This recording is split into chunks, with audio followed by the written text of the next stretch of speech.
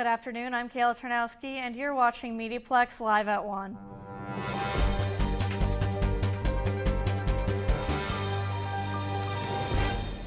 Let's check in with Constable Lauren Briscoe of Crime Stoppers for our weekly crime update. The LaSalle Police Service is continuing to investigate a residential fire at 1077 Ream that occurred in the early morning hours of January 29th. Investigators observed video surveillance of a person wearing what appears to be a light-colored jacket, exiting a minivan near the residence and entering the property shortly before the fire was reported. It is believed the fire was intentionally set and is now being investigated as an arson. Police are working together to gather evidence and are asking the public to forward any information or video surveillance. A photograph of the minivan can be located on our website, catchcrooks.com.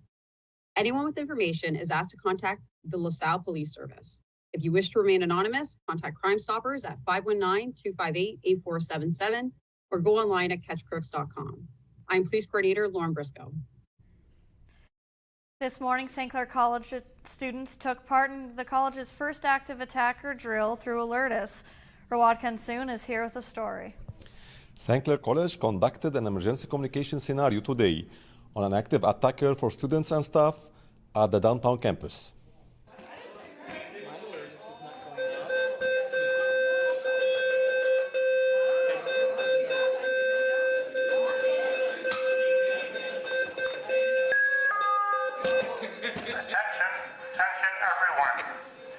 The emergency communication exercise scenario, specific time and date, has already been communicated to all students, staff, and geographical neighbors to the downtown campus. Over the past few weeks, everyone has been encouraged to upload the Alertus emergency communication app to their phones. Students and staff received today a message on Alertus app, computer screens, and classroom discussions. I think it's pretty good that we have one because more so nowadays than in the past, it's a pretty common occurrence. Like when you look at the statistics, no one really wants to think that it would happen to them, but as someone who's had kind of an active shooter like situation, it is relevant in my life, and I wish I would have had experience before that. Students in classes and staff in their offices watched the St. Clair College active attacker video produced by the college. So I think it was, really smart and far thinking of the college to actually hold an alert like this. Similar scenarios will be conducted in coming days in other campuses. Thursday, April 6, Windsor campus at 10:15 a.m.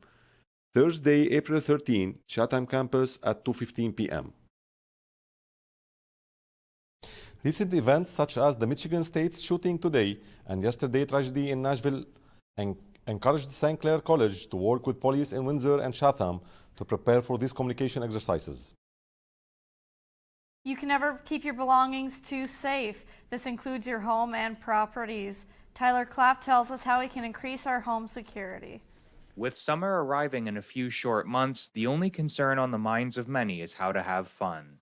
However, keeping one's property safe from would-be thieves is also crucial. In July 2020 alone, Statistics Canada found 3,928 home break-ins took place across the country. As for how people can keep their homes safe from intruders, Constable Adam Young from Windsor Police said awareness and communication are key. And know who's in your neighborhood. And when you see somebody suspicious in your neighborhood, don't be afraid not to ask somebody, who is that person? Are they supposed to be here? A lot of times people just keep to themselves and they ignore strange behavior in the neighborhood. It isn't just homeowners that may see more break-ins as the temperature warms, but businesses as well, with many taking advantage of the season for higher sales. Linda Ward is the owner of Storyteller's Bookstore on Ottawa Street. She said having security for break-ins at businesses like hers prevents costs on things like deductibles, a portion of the damage or loss a business owner pays when making an insurance claim. The more you actually put into your business as far as security is concerned, the easier it is on your pocketbook if something does happen, right?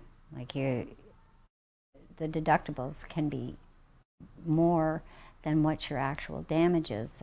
Other suggestions to improve safety includes being aware of your sources of light, making sure locks on doors and windows are functioning, and potentially installing cameras to deter break-ins.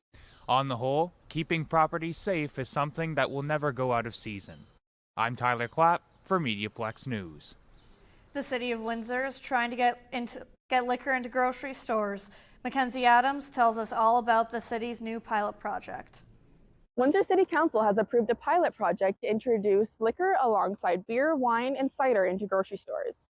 The provincial government still needs to approve the project, but it's on its way. Alcohol is slowly becoming more accessible in Ontario, with it now being available in grocery stores, convenience stores, and skip the dishes. Spirits Canada is hoping the project will be approved in Windsor to test consumer reaction. It's good enough, but I think so. Also, the people are going for LCBOs. It's rather doing one-day shopping. They can get all the product in one place only, rather than going LCBO and then going Freshco. It's like that. It's good enough. Many Windsorites are excited about the convenience of being able to one-stop shop. Alex Lamarand is a young man who has supported his mother through alcohol addiction and says the convenience of alcohol can be dangerous. I think it being more accessible is just, people already know where to go to get it. And people will get it, no matter where it is, if they want it that bad. If they want it bad enough, they're going to go get it. Yeah. Making it more accessible is just going to, like, alcoholism in and of itself is already a huge epidemic that not a whole lot of people are talking about. And making it even more accessible is just not the right play. There are 450 grocery stores now selling alcohol in Ontario, with 225 of them selling wine. For MediaPlex News, I'm Mackenzie Adams. E-waste is an issue many companies face every day. So how do they fix it? Samarjit Singh tells us how. In an effort to combat the growing problems of electronic waste, companies across various industries are turning to recycling as a solution. With ever-increasing demand of new technology and devices, electronic waste has become one of the fastest growing waste streams in the world, posing significant environmental health hazards. Many companies have introduced several ways to reduce e-waste, like product redesign, take-back program, and refurbishment program. Big electronic companies like Apple and Samsung have removed the charger from their box to reduce electronic waste, and rest of the companies are following the same. Smartphone companies claim that the decision to remove the charger is aimed to reduce the electronic waste and impact on the environment, but move also adds to their overall revenue. Finally, it is important to be mindful of the electronics that we purchase in the first place. Consider buying electronics that are designed to last longer and be more easily repaired, rather than the ones that are designed to be disposable. For MediaPlex News, I am Samarjit Singh. This weekend, St. Clair College held their annual Scholarships Award ceremony. Manny Viechetia was there. We are here at the St. Clair Center for the Arts, celebrating the recipients and donors of 2023 scholarships. The Windsor Scholarship Award ceremony was bustling with donors, teachers, and recipients with their family, along with food and drinks. The ceremony was hosted by John Farley, Vice President of Communication and Executive Director of St. Clair College Foundation.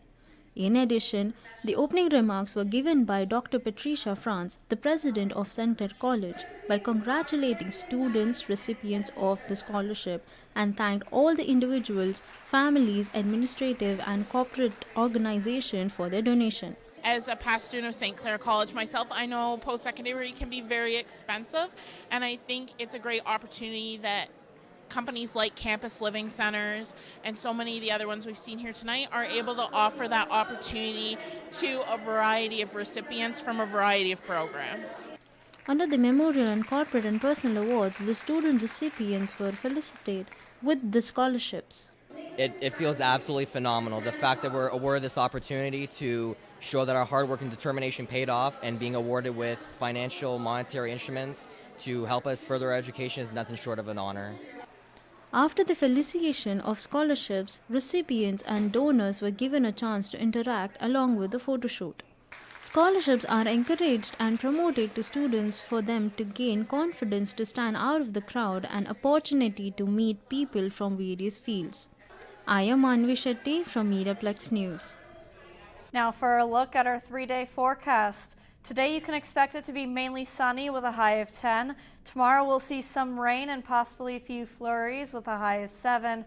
And Thursday the sun will be back with a high of 7. Thanks for tuning in. I'm Kayla Tarnowski and you've been watching MediaPlex Live at 1.